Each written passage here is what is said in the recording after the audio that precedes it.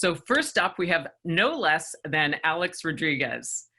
In addition to being a beloved athlete and a media icon, Alex is the founder and CEO of ARod Corp and a co-owner of Presidente, a Dominican beer brand operated by ABI. So Gary, if you can help me in welcoming Alex. I sure can. As a diehard sports fan, 19-year-old me is losing his mind right now. And so, Alex, thanks for being here. For everybody, let me just jump in.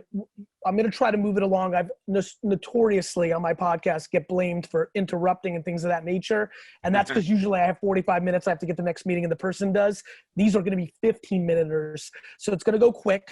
We're going to get to as many things as we can, but I just want to thank everybody for tuning in. Alex, what blows me away about you is not only are you an actual Hall of Fame athlete, which is such rarefied air, but as I've gotten to know you over the last 3 or 4 years, your ambition and entrepreneurial savvy is going to put you eventually in the Entrepreneurial Hall of Fame. I don't like co-signing people because I don't like being wrong, but I've been blown away by your tenacity and humility coming off the platform you've come from and jumping in. Right off the bat, what are you leaning into as an entrepreneur during this period that we're all dealing with? What's manifested in these last 75 days from a personality trait? Yeah, look, Gary, thank you for welcoming me. Happy to be here. One of the things that I'm looking at, since we have this will be a sprint, not a marathon, I'll talk in small bites, but the bottom line is Joe Torre, my New York Yankee manager, taught me, Alex, when you have a rain delay, those that go in the back room and eat burgers and pizzas and fries end up like zeros. You stay prepared, keep your jersey on, get on the bike, stay warm, keep your mind in the game. And then when you go out there, you're going to close like a champion. I am looking at this COVID-19 as a rain delay. The game's not over. We will continue. And whoever's best prepped in this time will win later. So I'm preparing for later, and I'm positioning my company to be in a better position than we were before. How do you translate that energy as somebody who's lived it, is in that mindset, to your direct reports and the individuals in your ecosystem who, let's just shoot it straight, may not have the financial, stability that you have, to invest mentally in the long term? How do you impose that on somebody who might be making, $70K a year or $200K a year, but has expenses? Like, that's been a big thought of mine. Have you been thinking about that? Well, I've done two things, and we have teams all over the place. We have a big team in New York, big team in LA, and obviously here in South Florida. We have not cut one person. We haven't cut 1% of one salary.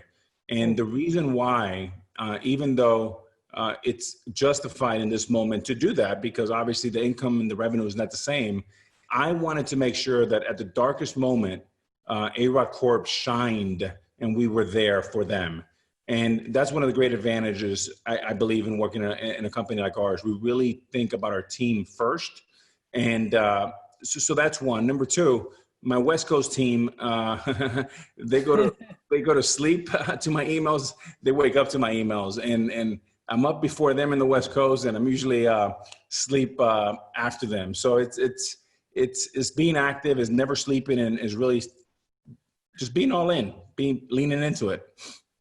What have you observed from others? Who or what corp, what organization, government, business, human being?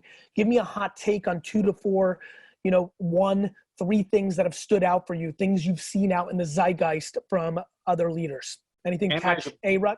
Okay. Yeah, Anheuser-Busch is one because they're a big conglomerate, right? Like Google or Disney or ABC, they're ABI, and they're gritty. They really, really care about the bottom line. They don't turn the ball over like we say in sports. They really stay in their lane. They think outside the box. And those are things with my partnership with Presidente that I've really enjoyed watching them. Was that a pleasant surprise for you, right? You're doing this big partnership with them on this beer, which I'm fired up about. And Marcel, who's coming on next. We're always open to work on this brand. I know we work with Budweiser and others, but we'll talk about that next. But was that obviously, Marcel's in the waiting room. He's coming on next. So you need to be politically correct. I respect that. And I mean this because I want this to be a transparent day. But was it nice to see such a big company? And listen, I want everybody who's watching, ABI, this is common knowledge. Like they're a big player in China. They got hit there early first. It's not like they're unbelievable.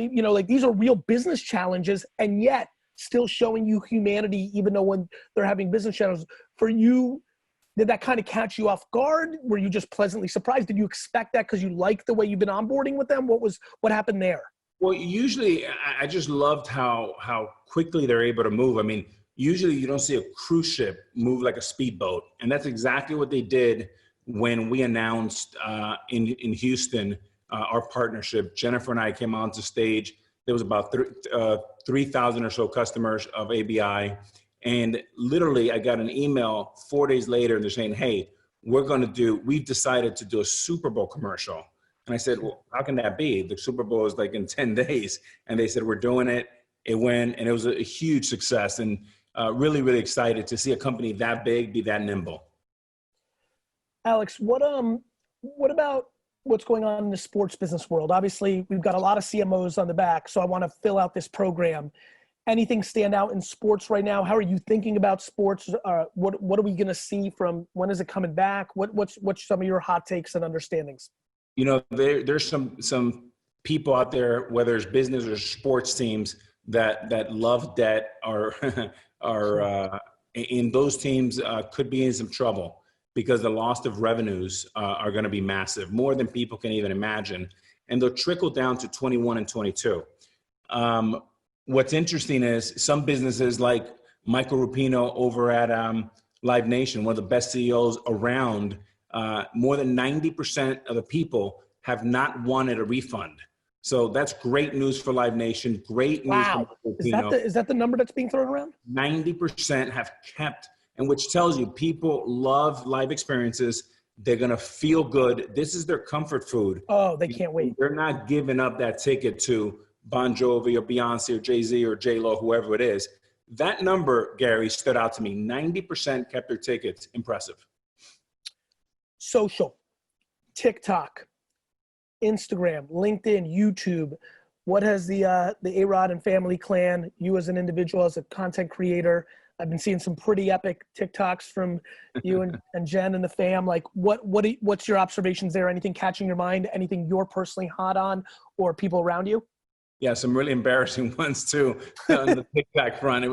We've had a lot of fun and gotten really creative here, which is hard for me, but we continue. One of the things I've learned from you is using every platform. Don't just be biased to one. Use each platform. I got to get better at using each platform a little bit differently. It's hard, but Nadeem, who loves you, he's always around me, and he does a great job with Jason and Ashley and our digital team.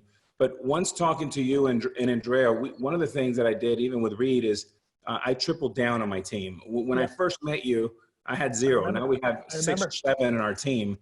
And then Jennifer's getting into it too, and her content's getting better. And she's a content machine.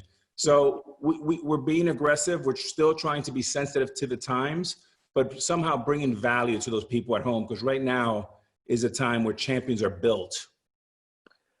Segueing a little bit to give you a little bit of the floor, what are you excited about? What are you hoping in the next 6 months to a year the world knows about you or what you're up to? You know, you've got a real mass amount of people watching this right now. Like, what are you looking for them to know about, the masses? Well, I mean, I think, you know, we have, we do 2 things at ARod Corp. We do a real estate, which we're fully integrated. We've been doing it for 20 years. We have around 8,000 apartments all over the Southeast. And we've done really, really good things there. On the PE and venture side, we're owners of about 20 to 25 companies. And it's interesting, you know, they've been kind of broken into thirds. A third are doing really bad. A third are kind of floating, and a third have never done better. And it's just been really interesting to work with our founders, our boards, and really, really be involved. One of the most exciting partnerships that I've ever done, and probably you can't say that about your kids, but Presidente is probably #1 because it's from Dominican Republic. It was founded in 1935. And it's such an organic marriage. The day I signed, you called me, you congratulated me right away. Said, this is a winner, how can I help? I'm a big fan when things are just blatantly obvious, right? And so to me, I think a lot of people do brand deals and partnerships and business deals where they're just chasing money. Mm-hmm. And that deal, given Yeah, that was literally one of my favorites. Obviously I knew both parties, didn't know about the deal, but knew both parties. So it just made a ton of sense. Alex, what about the way you're thinking about influencer collaborations? One of the things that I thought was super interesting about you early on was when you kind of made this switch to this, you reached out to me. I watched you do other things with others. Like, how do you think about, one thing I'm completely fascinated with right now, I saw Spencer X do something with Alicia Keys. Spencer X, for everybody who doesn't know, is a TikTok influencer who's one of the top 10 on the platform, though I know 98% of people, when I just said that, don't know who that is. I think you're extremely savvy with attention and culture. You're busy, back to content creation, but how much, you did the Barstool podcast, JB, right? Mm-hmm. I think you've been very clever on collabs, like a music artist that's trying to get into other genres. Has that been on purpose? Have you seen that? Is that something you want to do more of? Where do you sit with thoughtful collaborations where audience exchange is happening?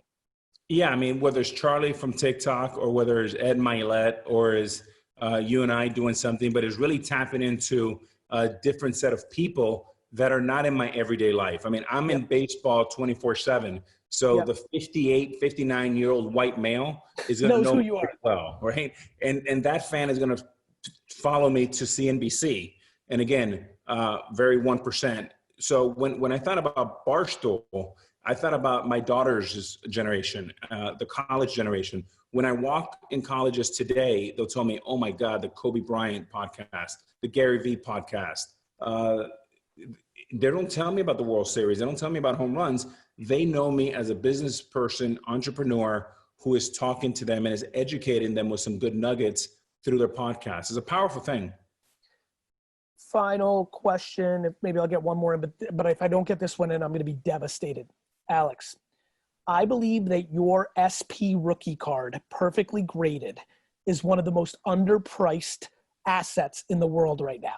Much like real estate, sports cards have been grossly underpriced. I've been yelling about it for a year. Now it's going mainstream. The Journal, the Atlantic, everyone's writing about it.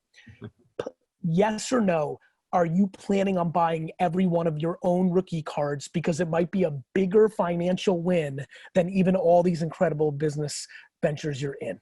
I would love to buy it, and if you can broker that, I'm on it together. I'm on it, bro. I'm telling you, it's super underpriced. I mean, I view you winning culture over the next 50 years, and I think it's just going to keep going up. So you need to get on that. Any parting shots, since I think I got one more minute? Yeah, no, I just want to say thank you for having me. I just want to encourage everybody out there. These are tough times, no question about it. But just like I would tell my Yankee teammates, stay ready, stay prepared, stay physically fit, and when in doubt, attack. What's your Twitter handle? Because I see everybody, hashtag marketing for the now. I see all of you. I'm sharing it. We're going to blow up Twitter in these 2 hours. ARod. As it should be. ARod, thank you so much, brother. Stay healthy. Say hi to Jen. I'll talk to you soon. You got it. All right, man.